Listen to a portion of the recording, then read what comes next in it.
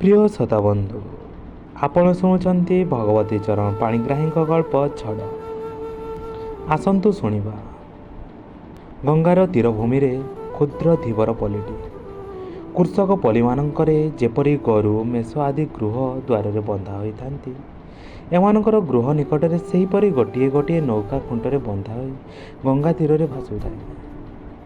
ଏହିସବୁ ନୌକା ଯୋଗେ ସେମାନେ ନିଜ ନିଜର ଅନ୍ନ ସଂସ୍ଥାନ କରନ୍ତି। ସେ ଗୋଟିଏ ଯୁବକ ଧୀବର। କୁଟୀରଟି ତା'ର ଏହାରି ମଧ୍ୟରେ ଆତ୍ମଗୋପନ କରିଥାଏ। ଆଉ ସେହି ଅର୍ଦ୍ଧଭଗ୍ନ କୁଟୀର ମଧ୍ୟରେ ଆତ୍ମଗୋପନ କରିଥାଏ ଗୋଟିଏ ସୁନ୍ଦରୀ ଲାଲ, ଧୀବରର ସ୍ତ୍ରୀ।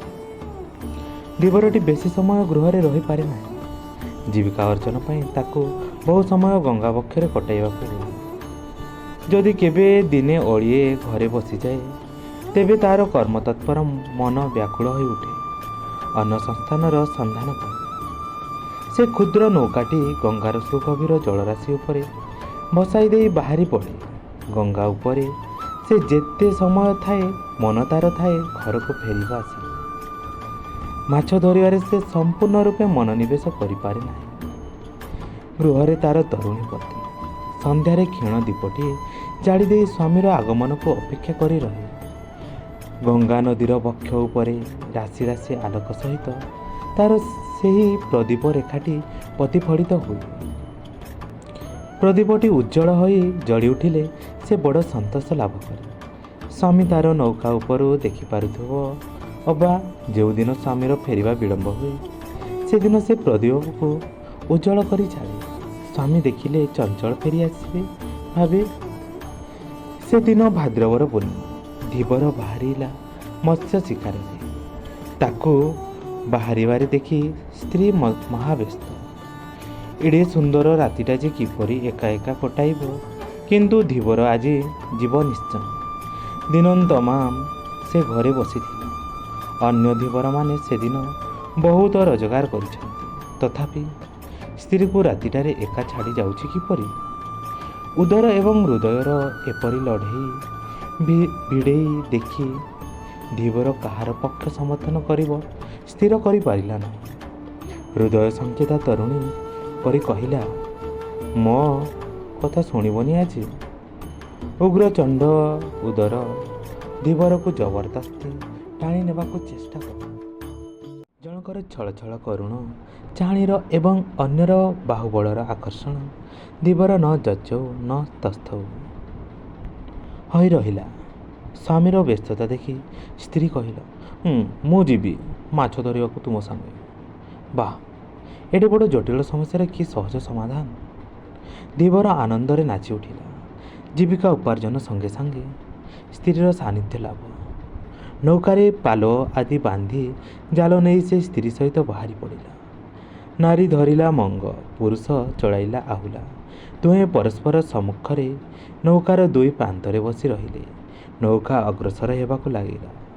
ପୂର୍ଣ୍ଣିମା ଚାନ୍ଦ ପୂର୍ବ ଆକାଶରେ ରାଶି ରାଶି ଶୁଭ୍ର ମେଘ ଭେଦ କରି ନୌକାର ଅନୁଗମନ କଲା। ଚନ୍ଦ୍ର ମେଘର ଅନ୍ତରାଳରୁ ବାହାରି ପଡ଼ି ତରୁଣୀର ମୁଖମଣ୍ଡଳର ସମସ୍ତ ଶୋଭା ଢାଳି ଦିଏ। ସ୍ୱାମୀ ସମ୍ମୁଖରେ ବସି ମୁଗ୍ଧ ହୋଇ ଉଠେ। ସ୍ତ୍ରୀର ଗଣ୍ଡ କିନ୍ତୁ ଲଜ୍ଜାରେ ଲାଲ ପଡ଼ିଯାଏ। ଚନ୍ଦ୍ର ମେଘ ଭିତରେ ସଙ୍ଗେ ସଙ୍ଗେ ଲୁଚିଯାଏ। ତରୁଣୀ ନିଶ୍ୱାସ ମାରି ଆଶ୍ୱସ୍ତ ହୁଏ।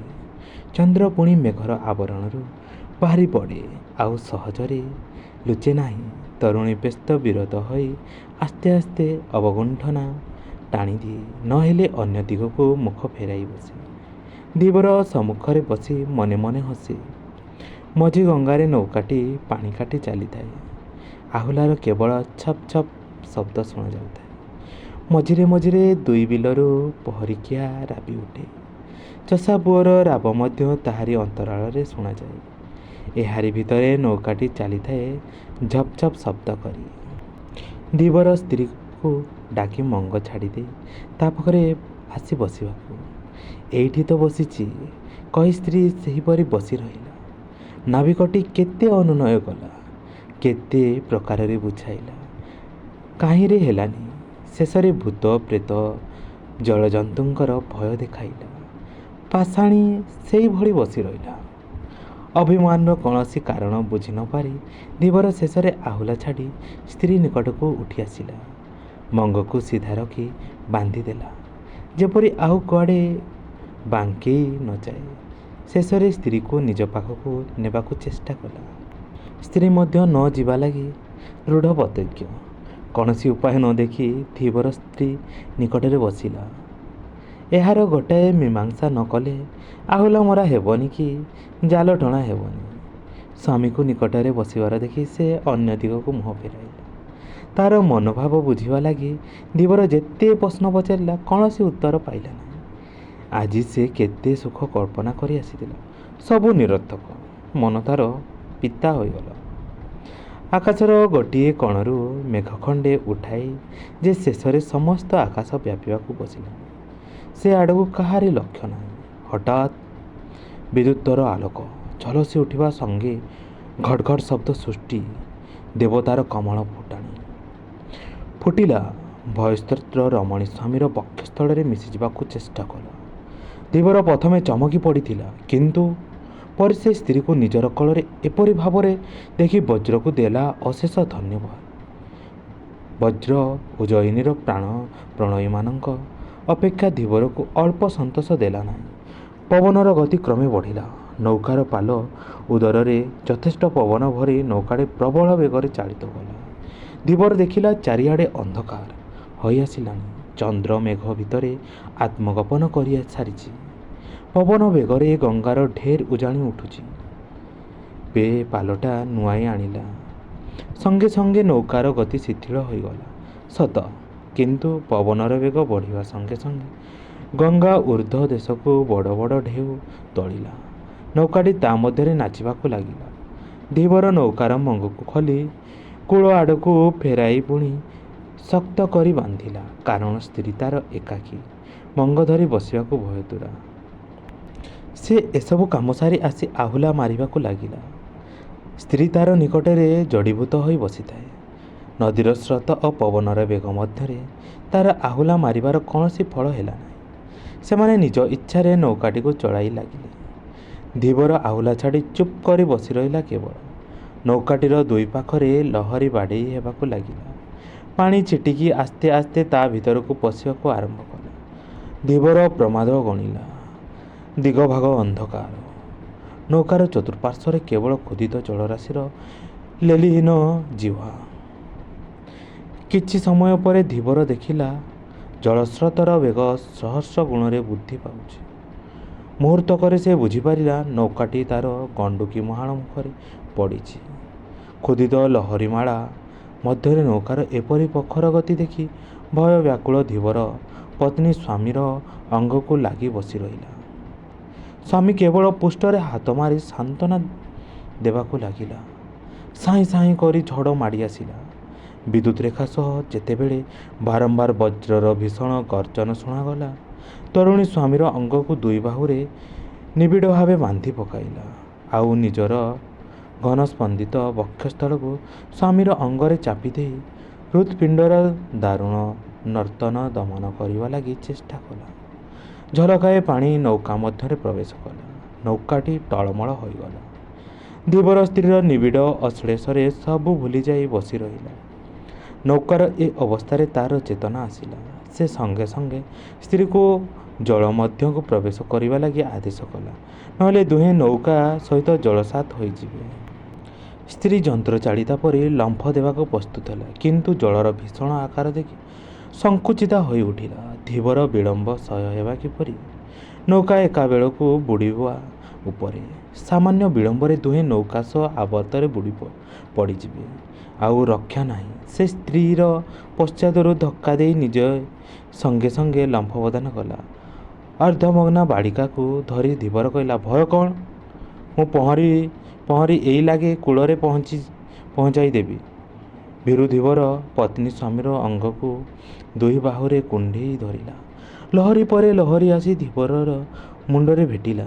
ପୃଷ୍ଠଦେଶରେ ତାର ସ୍ତ୍ରୀ ହତଜ୍ଞାନ ପ୍ରାୟ ଲାଖି ରହିଲା। ଏହାରି ମଧ୍ୟରେ ଧୀବରଟି ତୁରନ୍ତ ଉଦ୍ୟମ କରିବାକୁ ଲାଗିଲା। ସ୍ତ୍ରୀ କିନ୍ତୁ କିଛି ଜାଣିପାରିଲା ନାହିଁ। କିଛି ସମୟ ପରେ ସ୍ୱାମୀର କଠିନ ମାଂସପେଶୀ ସବୁ ତାର ବାହୁବନ୍ଧନ ଉପରେ ଫୁଲି ଉଠୁଥିବା ବାଳିକାର ଅନୁଭବ କଲା। ପର ମୁହୂର୍ତ୍ତରେ ଜଳ ମଧ୍ୟରୁ ଉର୍ଦ୍ଧ୍ୱ ସ୍ପଷ୍ଟ ସ୍ୱର ଭାବରେ ସ୍ୱାମୀ ତାର ଗର୍ଜି ଉଠିଲା, ଛାଡ଼, ତୋ ସାଙ୍ଗେ ମୋତେ ବି ମାରିବୁ। ଭୟଚକିତା ବାଳିକା ତତ୍କ୍ଷଣାତ୍ ନିଜର ବାହୁବନ୍ଧନରୁ ସ୍ୱାମୀକୁ ମୁକ୍ତ କଲା। ଧୀବର ଭାସି ଉଠିଲା ଯେପରି ଶୁଖିଲା ସୋଲ। କି ଉଚ୍ଛ୍ୱାସ! ସେ ଆଖି ଖୋଲି ଦେଖିଲା, ସବୁଆଡ଼େ କେବଳ ପାଗଳ ତରଙ୍ଗ ଜଳରାଶିର ନୃତ୍ୟ। ହଠାତ୍ ତାର ମନେ ପଡ଼ିଲା, ସ୍ତ୍ରୀ ତାର ପୃଷ୍ଠରେ ଥିଲା, କୁଆଡ଼େ ଗଲା? ବାରି ରାଶି ଉପରେ ସେ ନିଜର କାତର ଦୃଷ୍ଟି ପକାଇଲା, କେବଳ ଲହରୀ ପବନର ତାଣ୍ଡବ ନୃତ୍ୟ। ସେ ଚିତ୍କାର କରି ଉଠିଲା, ତାରା, ତାରା! ପବନ କେବଳ ହୁ ହୁ କରି ତାର କର୍ଣ୍ଣ ପାର୍ଶ୍ୱରେ କହିଗଲା। ସେ ଏ ପ୍ରଳୟର ବିଭୀଷିକା ମଧ୍ୟରେ ଏପାଖ ସେପାଖ ଖୋଜିବାକୁ ଲାଗିଲା। ସବୁ ଦିଗରୁ ତରଙ୍ଗରାଜି ତାର ସମ୍ମୁଖରେ ଠିଆ ହୋଇ କହିଲେ, ଖବରଦାର! ତାରା ତାକୁ ଛାଡ଼ି ଦେବା ପାଇଁ ସେ ଜଳ ଭିତରୁ ଡାକି ଉଠିଥିଲା। ସେହି ପଦକ କଥାରେ ଅଭିମାନିନୀ ସେହି କୋମଳ ବାହୁ ବନ୍ଧନ ଶିଥିଳ କରି କୁଆଡ଼େ ଉଭେଇ ଗଲା। ପ୍ରତି କଥାରେ ତ ସେ ଜିଦ୍ ଧରି ବସେ। ତାର ଅନୁନୟ ତର୍ଜନ ନ ମାନି ସେ ତାକୁ କେତେ ବାର ବିରକ୍ତ କରିଥିବ। ଆଜି ସେ ପଦେ କଥାରେ ଛାଡ଼ି ଦେଇ ଚାଲିଗଲା। ତିଳେ ମାତ୍ର ଦ୍ୱିଧାବୋଧ କଲା ନାହିଁ। ଯାହାର ଅଙ୍ଗସ୍ପର୍ଶରେ ତାର ପ୍ରତ୍ୟେକ ଲୋମକୂପ ବାଚାଳ ହୋଇ ଉଠୁଥିଲା, ସେ ଅଙ୍ଗଯଷ୍ଟି ପୁଣି ତାକୁ ଦୁର୍ବହ ବୋଧ ହେଲା। ସେ ଜଳ ମଧ୍ୟରେ ଆତ୍ମସମର୍ପଣ କରିବାକୁ ବସିଲା, କିନ୍ତୁ ତାକୁ ଆତ୍ମସମର୍ପଣ ଆସିଲା ନାହିଁ। ତାର ଦାନ ଜଳଦେବତା ଆଗ୍ରାହ୍ୟ କଲା। ତାର ଏଇ ଉତ୍କଟ ମାନସିକ ବୈରାଗ ସତ୍ତ୍ୱେ ବାହୁଦ୍ୱୟ ନିଶ୍ଚେଷ୍ଟ ରହିଲା ନାହିଁ। ତାହାର ଶତତତ୍ପର ରହି ମୁମୂର୍ଷୁ ପ୍ରାଣକୁ ତାର ବଞ୍ଚାଇ ରଖିଲା। ଶ୍ଵେତ ପାଲ ଟାଣି ଶତ ଶତ ନୌକା ଗଙ୍ଗା ବକ୍ଷରେ ଭାସିଯାଏ, ଯେପରି ଗୋଟିଏ ଗୋଟିଏ ସୁବୃହତ୍ ପ୍ରଜାପତି କେଉଁଠିକି ଅଭିପ୍ରାୟ ନେଇ ଚାଲିଯାଏ, କିଏ କହିବ? ତା ଭିତରେ ପ୍ରତିଦିନ ଗୋଟାଏ କ୍ଷୁଦ୍ର ନୌକା ପାଲଟାଏ ଭାସି ଆସେ। ଉଦାସ ଲକ୍ଷ୍ୟହୀନ ତାର ଗତି। ଜୀବିକାର ପୀଡ଼ନ ଅଭାବରୁ ଯେପରି ତାର ଅଚଞ୍ଚଳ ହୋଇ ପଡ଼ିଛି। ସବୁଦିନ ସେଥିରୁ ଗୋଟିଏ କରୁଣ ସଙ୍ଗୀତ ଧ୍ୱନି ଭାସି ଆସେ। ମନେ ପଡ଼େ, ଏକାକୀ ନାଉରୀ ସଙ୍ଗୀତ ସଖୀ, ନାବ ବାହୁତାଏ ଲୋହିତ ଆଲୋକେ। ଧନ୍ୟବାଦ। ଏଇଠି ସରିଲା ଗଳ୍ପ।